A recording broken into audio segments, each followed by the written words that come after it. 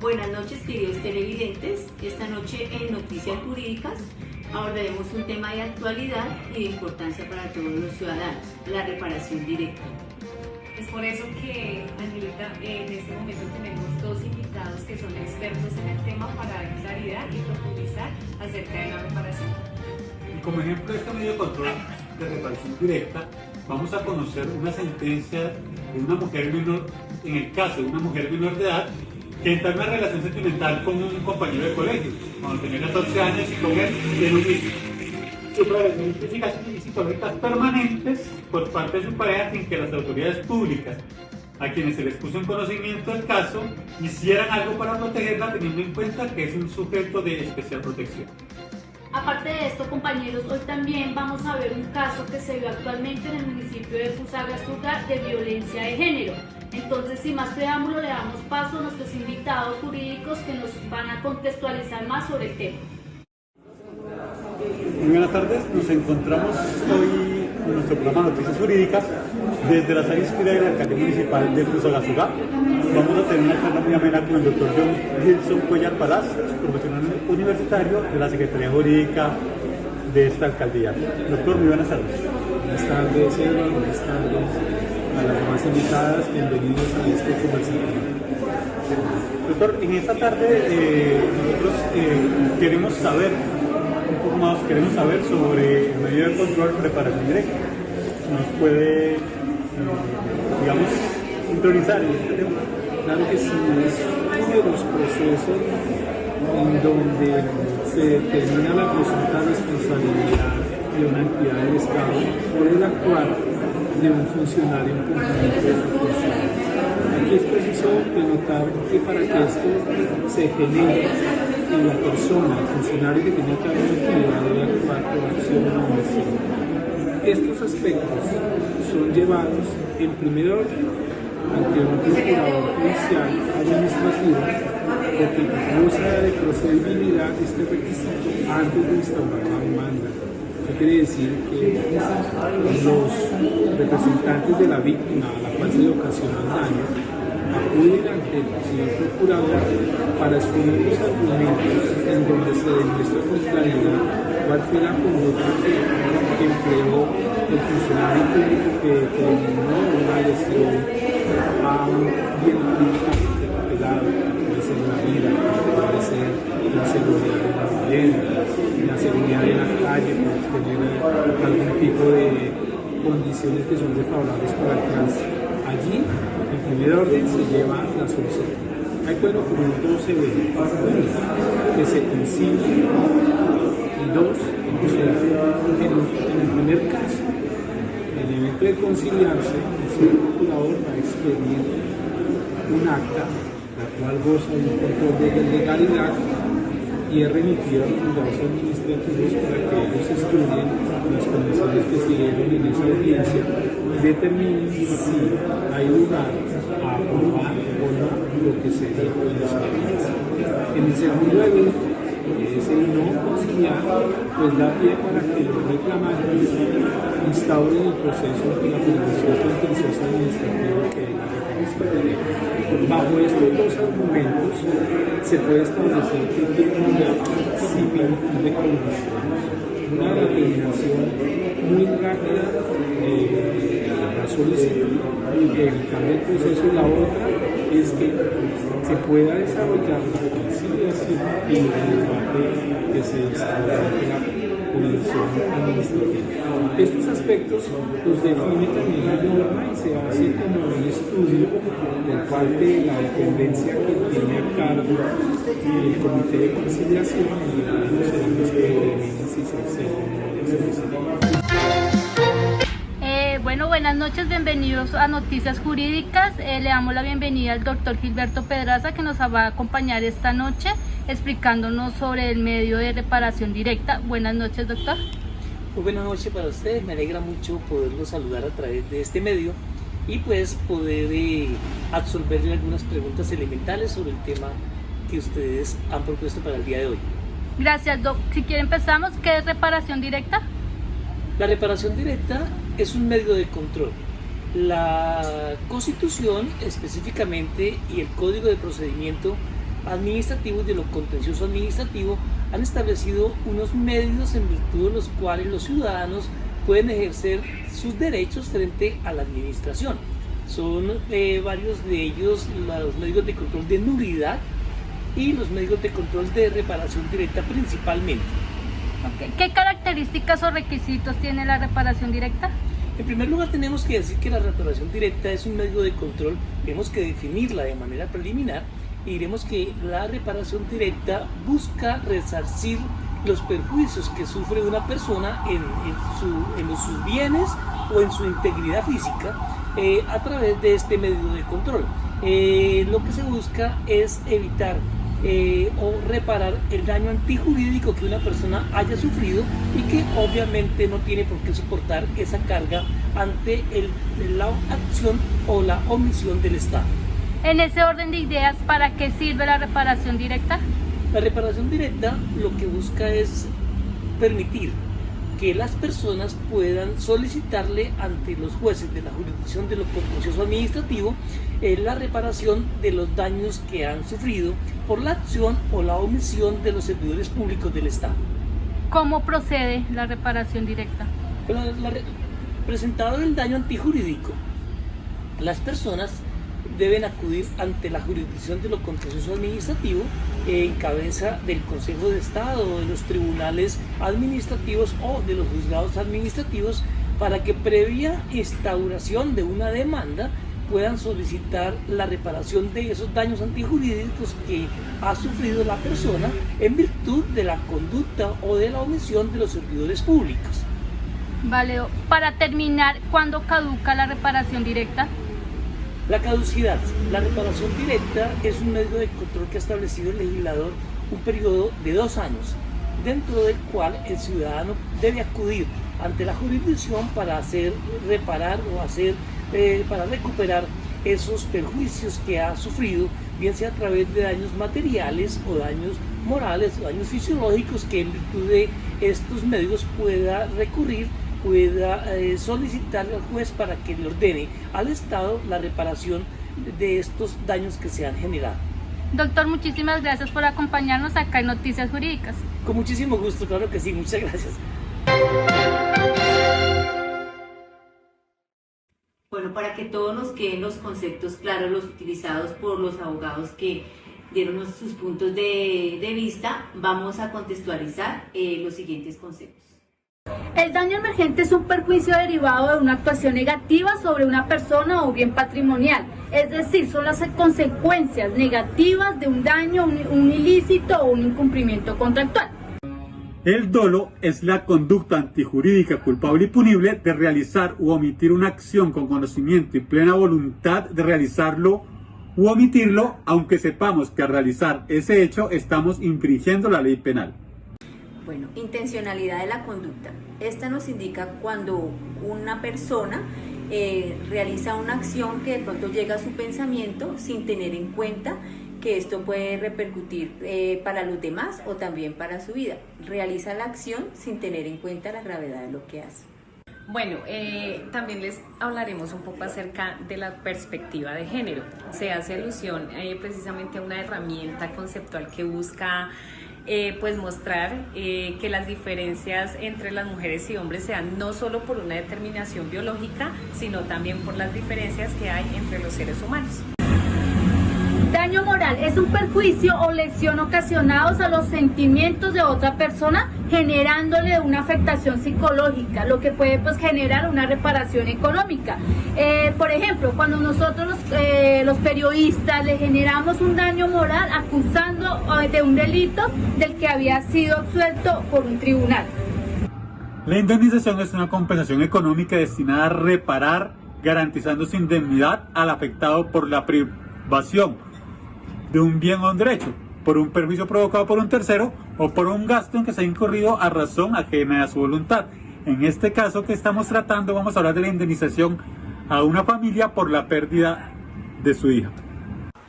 Ahora hablaremos de qué es la falla en el servicio.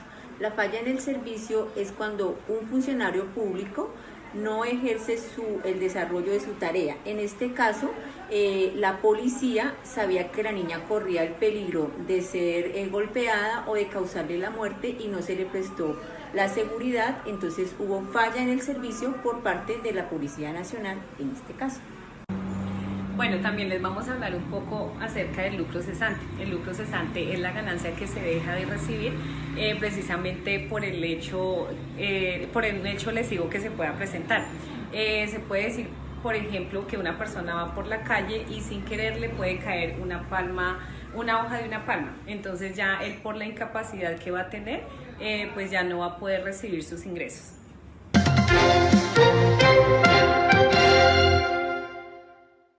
Bueno, como nuestro compañero Edward al inicio de nuestra misión nos habló sobre lo relacionado con una sentencia, ahora sí vamos más a profundizar en el tema. Por favor, compañero, ¿nos cuentas de qué se trata la sentencia? Claro que sí. Esta sentencia fue presentada en el Tribunal Administrativo del Cauca, pues por medio del control de reparación directa. La demandante fue la señora Omaira Polindara Mañunga y otros, y el demandado fue el Ministerio de Defensa, Policía Nacional y Fiscalía General de la Nación. Esta sentencia se presentó el 28 de julio del 2016 y el magistrado proponente fue Pedro Javier Bolaños Andrade. Entonces, para entrar en contexto, vamos a mirarla más de fondo. Bueno, también vamos a ver en esta sentencia si hubo omisión por parte de las autoridades demandadas al habérseles puesto pues en conocimiento antes todas las agresiones que había recibido esta menor de edad por parte de su pareja sentimental. Y también nos vamos a responder la pregunta si se ha afectado la perspectiva de género por parte de las autoridades públicas encargadas de defenderla dentro de un Estado social de derecho. La menor fue agredida físicamente en varias oportunidades, situación que denunció ante la Fiscalía General de la Nación así. El 2 de octubre de 2007 a las 9:32 de la noche recibe la denuncia la funcionaria Ana Milena Martínez Martínez, dándole medicina legal una incapacidad de 13 días. El 22 de diciembre de 2007 recibe la denuncia Francia Rosana Pérez Ortiz, denuncia radicada bajo el número 1-916-000 6082-00-880-143, en razón a la agresión de que fue objeto la menor por parte de Julián Palechor con una piedra, produciéndole una lesión en la cabeza, debiendo ser suturada en el cuero cabelludo en el hospital Susana López, a donde fue llevada por miembros de la Policía Nacional que intervinieron en los hechos, dándole una incapacidad de 15 días. El caso fue asignado a la Fiscalía 7 local de Popayán. El 3 de febrero de 2008, radicado bajo el número 1-916-000-608-200-880-142, se formuló denuncia en razón a la agresión de que fue objeto la menor por parte de Palechor Jiménez con un machete, cortándole en un brazo. El mismo agresor la llevó al hospital, no permitiendo que se comunicara con nadie, manifestando que ella se había cortado con una lámina de zinc. La menor permaneció hospitalizada durante 2 días, sin que nadie se enterara. En esta oportunidad, la incapacidad médico-legal fue de 35 días. El caso correspondió a la Fiscalía 2 local de Popayán. El 14 de febrero de 2008, la Fiscalía 13 local de Popayán, mediante oficio 383 dirigido al comandante del CAI del barrio Los Sauces, lugar donde residía la familia de la niña, solicitó protección para la menor, dada la circunstancia de que en varias ocasiones había sido agredida verbal y físicamente por Julián Palechor Jiménez, quien además había amenazado con matarla. Ante esta solicitud, la Policía Nacional no realizó ninguna labor de protección a la integridad física de la agredida. El 18 de febrero del 2008 se recibió audiencia de conciliación entre la menor y Julián Palechor en las instalaciones de la Fiscalía General de la Nación, manifestando la víctima que no era su deseo conciliar porque cada vez era mayor el grado de agresión que recibía, además que temía por su vida y que no quería vivir con él. Sin embargo, ni la Policía Nacional ni la Fiscalía General tomaron medida alguna de protección eficaz para salvaguardar la vida de la menor, permitiendo, por el contrario, que siguiera exponiendo su vida sin ninguna seguridad ante un hombre que, a pesar de ser denunciado en múltiples ocasiones por el mismo delito, nunca fue imputado y juzgado, siendo poco diligente el actuar de la Fiscalía ante las diferentes denuncias instauradas. El domingo 21 de marzo del 2010, la menor viajó a Jamundí, a Popayán, para visitar a su hijo, ya de regreso a su lugar de trabajo, y cuando se dirigía al terminal de transporte de Popayán, aproximadamente a las 6:30 p.m., fue interceptada por Julián Palechor, quien se desplazaba en una moto a la altura del barrio Santa Inés de la ciudad de Popayán. En momentos que transitaba junto a su madre y abuela, propinándole 2 impactos de arma de fuego que le causaron la muerte. A pesar de las denuncias instauradas, la Fiscalía fue negligente en su actuar, omitiendo judicializar de manera oportuna al agresor, permitiendo que continuara agrediendo a la menor, para finalmente cumplir con su amenaza de causarle la muerte. Por su parte, la Policía Nacional y especialmente el comandante del CAI del barrio Los Sauces omitió la solicitud de la Fiscalía 13 local de brindarle protección adecuada. Al momento de su fallecimiento, la mujer ya tenía 19 años de edad. Se encontraba adelantando gestiones a través del Instituto Colombiano de Bienestar Familiar para que le concedieran la custodia de su hijo menor de edad, en razón a que ya era mayor de edad y contaba con estabilidad laboral, con el propósito de irse con su hijo a otra ciudad, lejos de los maltratos físicos y psicológicos y las amenazas de Julián. Para dar respuesta a la contestación de la demanda intervinieron algunos entes como la Nación, en este caso el Ministerio de Defensa, la Policía Nacional. Se opone a las pretensiones de la demanda al considerar que la entidad no es administrativamente responsable de los perjuicios reclamados a raíz de la muerte de la menor, quien murió a causa de heridas ocasionadas por disparos de arma de fuego realizados por su compañero sentimental, sin que exista una relación de causalidad para afirmar que la administración falló en desarrollo de sus funciones, por cuanto le era imposible a la institución policial evitar el hecho trágico que solo hecho de ser una ciudadana que tuvo la necesidad de cambiar la residencia por las amenazas de su compañero sentimental. La Fiscalía General de la Nación se opone a las pretensiones de la demanda al considerar que no se estructuran los presupuestos de hecho y de derecho esenciales que la ley exige como sustento para acceder a las mismas. Formula las excepciones de falta de legitimación en la causa por pasiva, inexistencia de responsabilidad, ineptitud sustantiva de la demanda con ocasión de ausencia del nexo causal entre el daño alegado y la responsabilidad de la Fiscalía General de la Nación. Cuenta ya por las circunstancias especiales que rodearon los hechos que finalmente condujeron al fallecimiento de la menor.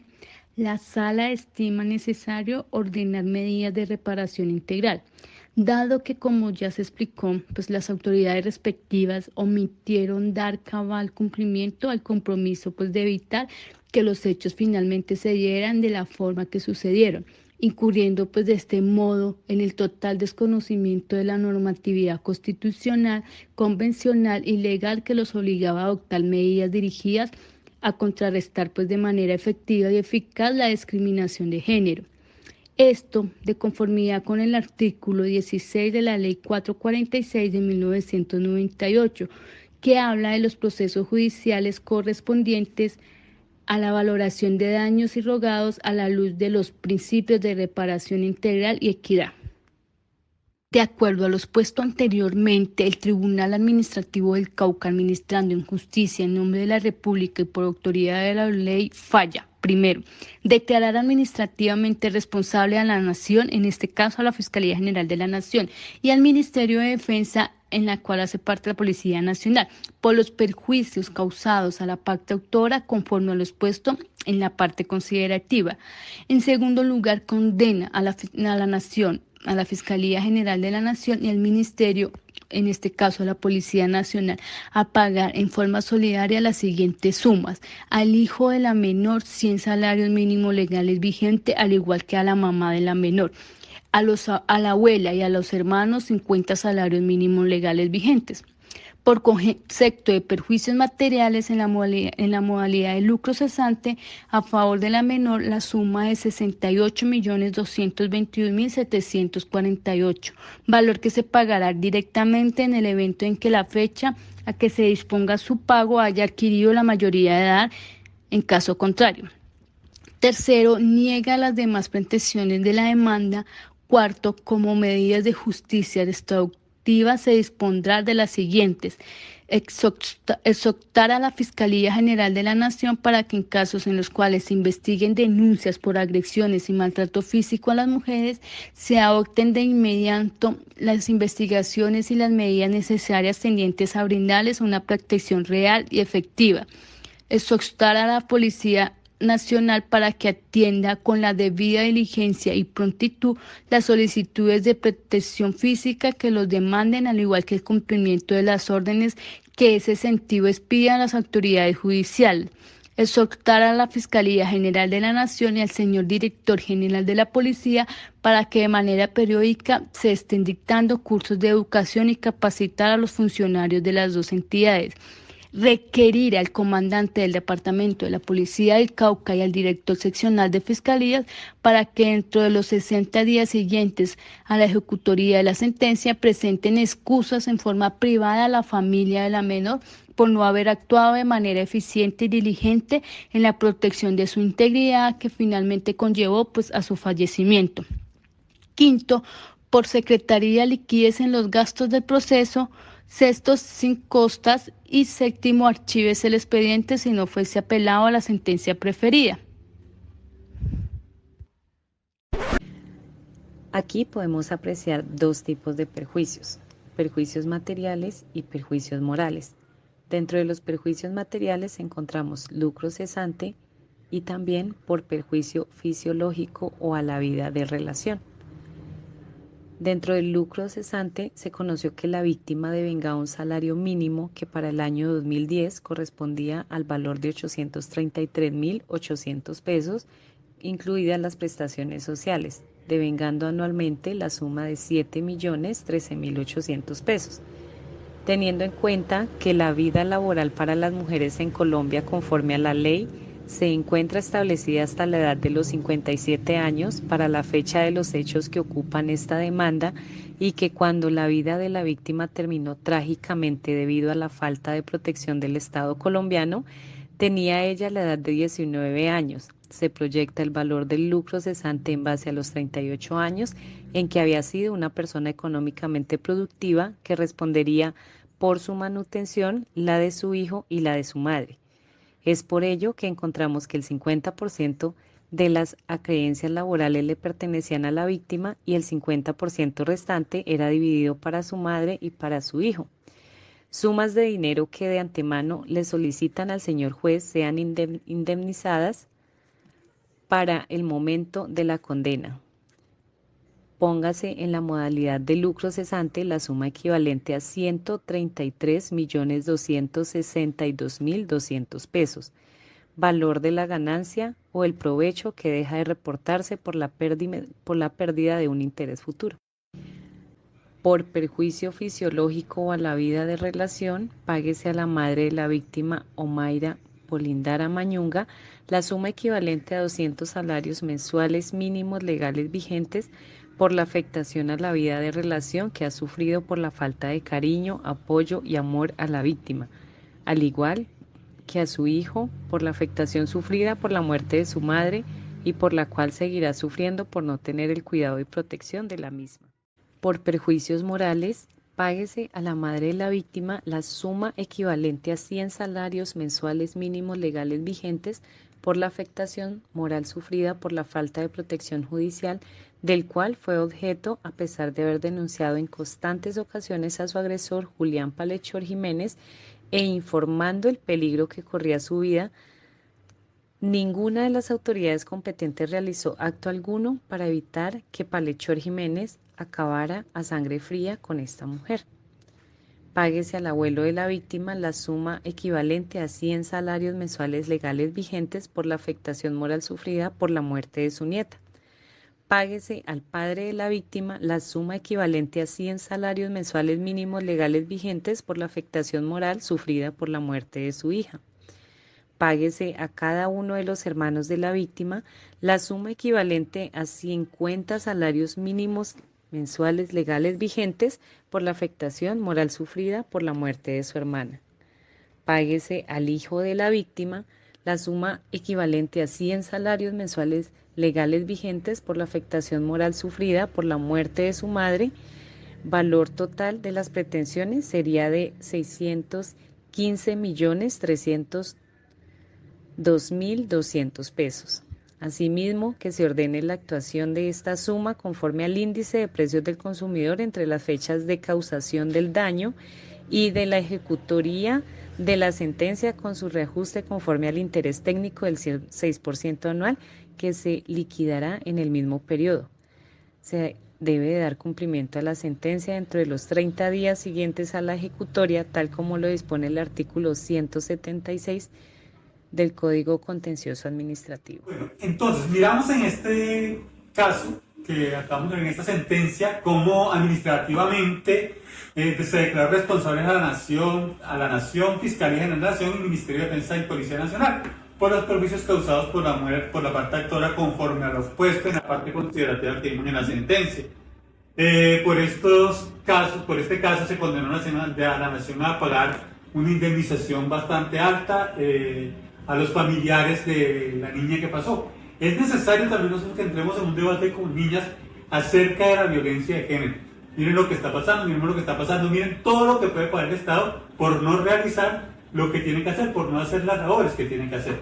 En este caso que vimos, la Fiscalía y la Policía Nacional no actuaron de la manera más conveniente para prevenir esta muerte de esta niña. Vimos hace poco también en Bogotá una muerte de una persona que fallece también, y se dice que también es porque la Policía Nacional, porque la Fiscalía, porque los entes que tendrían que haber actuado no previnieron la muerte de esta niña. Es por eso precisamente que acá mismo en Fusagasugá se ha presentado también un caso muy reciente, muy doloroso, donde pues es muy parecido, muy similar al de la sentencia. La única diferencia es que en la sentencia era una menor de edad, pero igual se presenta también un maltrato hacia la mujer. Bueno, compañeros, es claro la omisión de las autoridades en los casos de violencia intrafamiliar. Todos los casos que se han dado, que hemos visto, ha sido por la omisión de las autoridades prácticamente. Aquí en Fusagasugá, ¿qué pasó? Pues aquí la Fiscalía le da casa por cárcel al agresor, omitiendo pues ciertas cosas. Entonces, ¿quién va a asegurar que no le vaya a pasar nada a la mujer de ahora en adelante? Sí, televidentes, para concluir, pues debemos de prestarle más atención desde parte de los ciudadanos y también de parte del Estado. Pero en todas las oportunidades que tuvimos de conversar con diferentes personas, hemos llegado a la conclusión que también para el Estado es muy difícil dar cobertura total a todas las mujeres que son vulneradas sus derechos. Un abogado nos decía, para el Estado es muy difícil prestarle la atención de un policía a cada víctima. Pero sí hay que tomar unas medidas de fondo para evitar que se sigan sucediendo estas cosas. Y también es muy importante para las niñas que se encuentran aquí, para ustedes niñas y para todas las mujeres que pudieran ver este video y así no lo vean, podamos nosotros replicar eso. Ante la primera agresión, aléjense. El agresor nunca deja de ser agresor. Bien vemos, hay muchos memes, hay muchas cosas, hay muchas propagandas. Aquí en Fusagasugá y en todo el país se está implementando lo de la patrulla púrpura. En Bogotá, la línea púrpura. Aquí también hay muchos métodos. Aquí en Fusagasugá está la Casa de la Mujer, están las comisarías de familia, está la Fiscalía, la Policía, en donde podemos llegar a pedir información y a pedir ayuda para que no sucedan estas cosas. Gracias por su atención, que descansen. Hasta un próximo programa.